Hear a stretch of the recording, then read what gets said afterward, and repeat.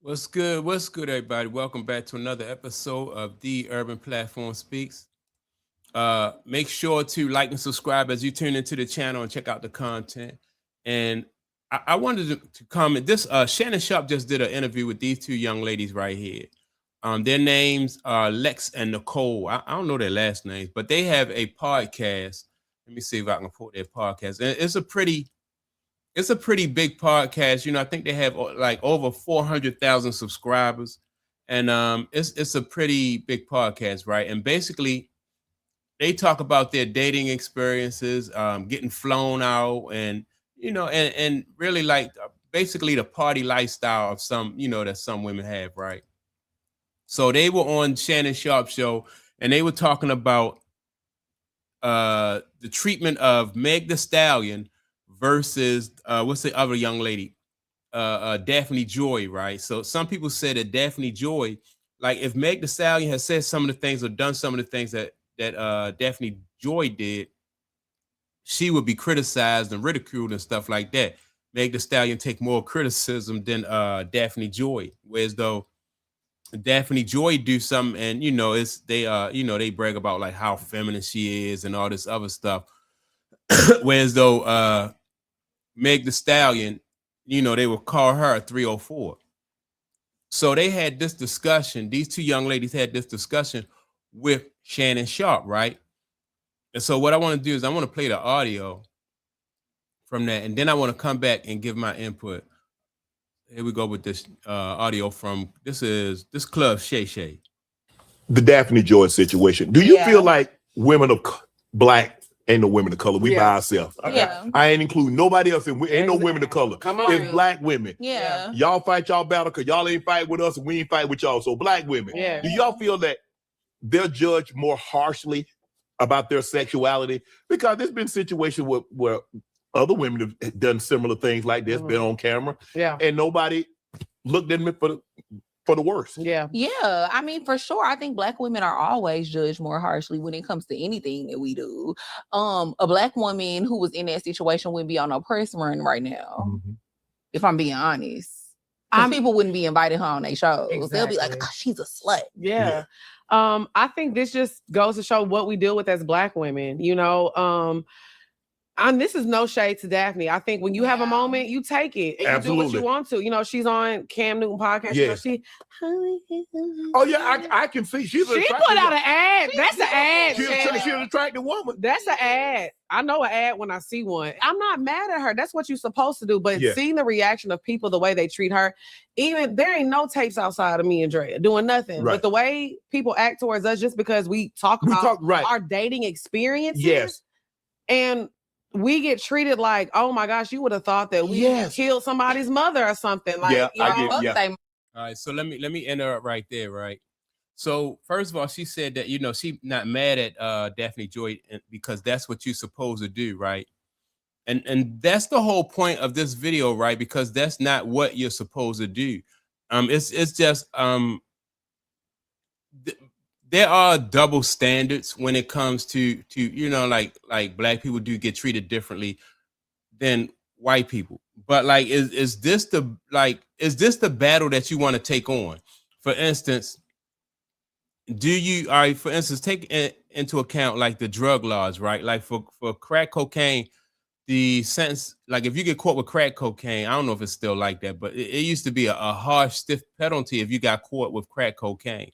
Whereas though if you get caught with powder cocaine, like if somebody white got caught with powdered cocaine, it was a lighter sentence. Whereas typically crack cocaine was more of a urban drug, and you found that in black communities, right? Both of them cocaine, but one is in the white community and one is more so in the black community, right? And so people complain that like the guys with the crack cocaine is just getting too much of a hard sentence, and it's unfair. But my thing is, why deal with cocaine at all? Like, all right, so if they change the cocaine laws, whereas though both crack cocaine and powder cocaine, you get 5 years. That's still not a victory, so you can't go to prison for 5 years and say, yeah, we won. You know what I mean? It's just still not it's still not a victory, man. So that's why I say when with certain things, you want to pour your energy into something that when you win, you definitely win. So if these young ladies, if they want to be like Kim Kardashian and put out a sex tape, and they don't get the same result as Kim Kardashian, I mean, most people won't get the same result. People have tried after that and haven't really blown up and became billionaires like Kim Kardashian, but people still want to, and they keep on trying to think that they can make it doing things that that they really shouldn't be doing in the first place. But then they want to be able to profit and benefit from doing things that they shouldn't have been doing in the first place.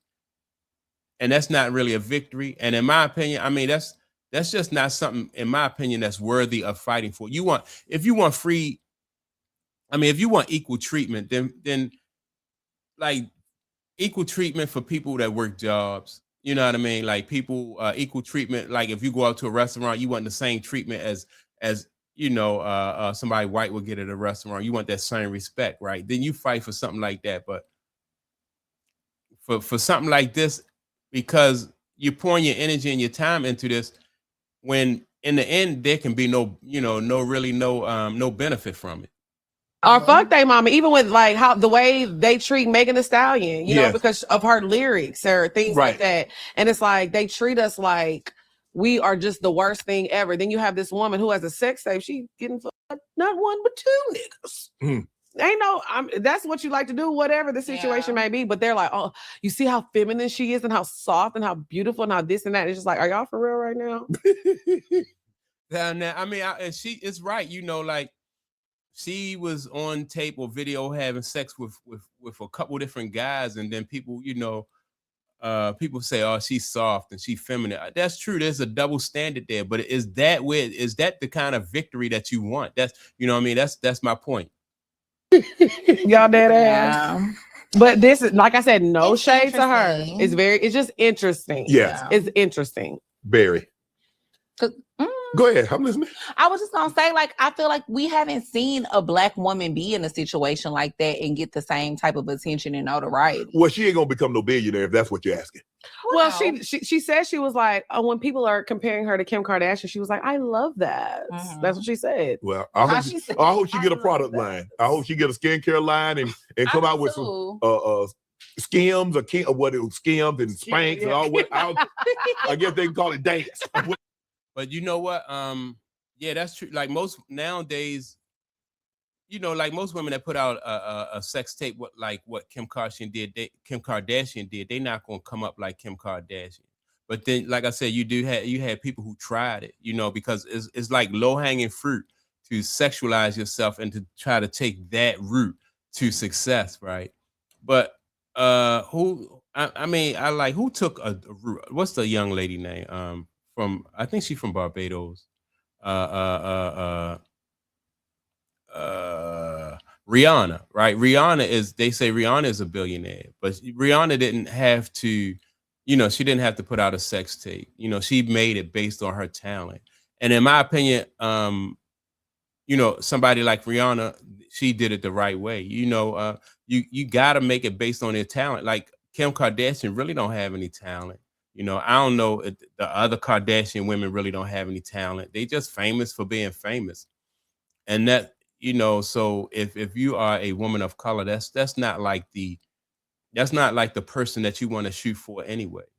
And I can see if they brought up Rihanna and they, and they use Rihanna as an example of, like a role model, somebody that they can follow as a blueprint, then that would be different, but you want the same rights as Kim Kardashian. I think that even when you win, you don't win, because in the end, people look down on Kim Kardashian, but because she has so much money, if you make enough money, people will be like, man, I don't care what people say about me. I don't care what people think about me.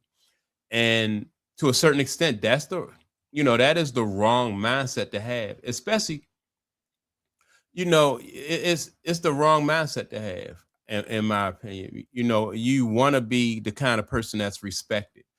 And then once you do everything the right way and you come into you earn your wealth and your fame and stuff the right way, then you can say, well, I don't care what people, you know, I did it the right way. I don't care what people think.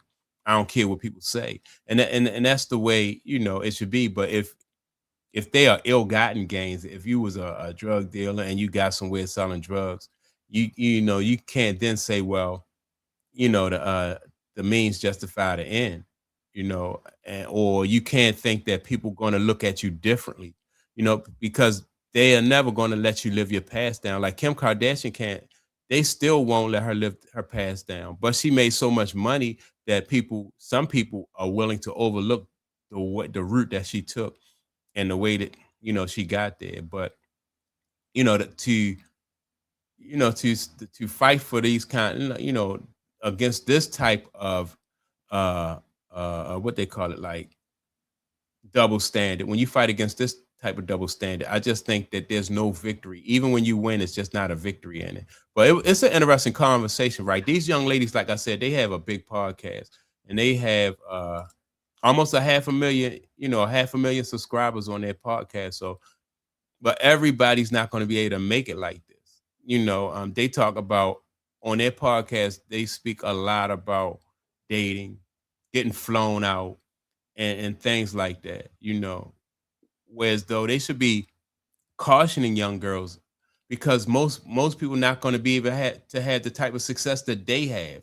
They're not as big as they're not as big as Kim Kardashian. They're not as big as Rihanna, right? And then most people not going to be able to have the kind of success that they have. They have a pretty big podcast, but you know, most people not going to reach their level. So I thought this conversation with Shannon Sharp was, you know, y'all go check it out. You know, the conversation he had with these two young ladies. I thought it was an interesting conversation.